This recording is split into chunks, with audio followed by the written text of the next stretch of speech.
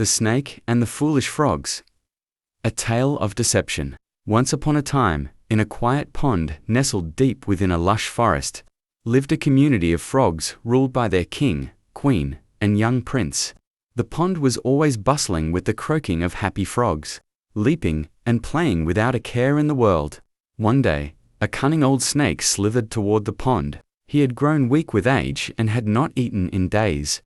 Hunger gnawed at his belly, but no matter how hard he tried, he was too slow to catch a single frog. His once powerful strikes were now sluggish, and his prey always managed to escape. "I must think of a way to survive," the snake thought to himself. Just then, he noticed the young frog prince playing with his friends near the edge of the pond. They were so engrossed in their game that they didn't see the snake lying motionless nearby. When one of them finally spotted him, he let out a terrified cry, "A snake! Run!" All the frogs scattered in fear, but the snake remained completely still, not making the slightest move.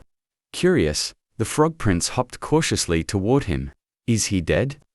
The prince wondered aloud.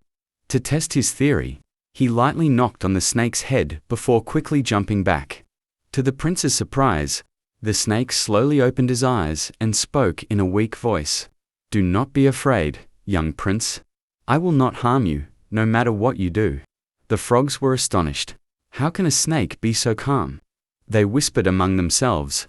The snake sighed dramatically and explained. "Long ago, in my youth, I made a terrible mistake. I bit a sage's son, and the furious sage cursed me. He declared that for the rest of my life, I would be a servant to frogs and would carry them on my back as punishment." The frog prince's eyes lit up with excitement. "So you mean I can ride on you?" he asked eagerly. The snake nodded, pretending to be sorrowful.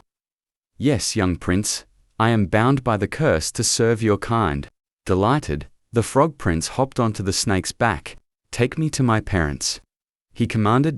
The frog king and queen were astonished when they saw their son riding a snake. "Father, mother, look, I have tamed a snake," the prince declared proudly. The queen, intrigued by this unusual sight, turned to her husband. "Let's ride the snake, she urged. Soon, the entire royal family was sitting on the snake's back, enjoying their unusual ride. However, the prince soon complained, "You are too slow. Move faster." The snake let out a sorrowful sigh. "I wish I could, young prince, but I am weak. I haven't eaten for days."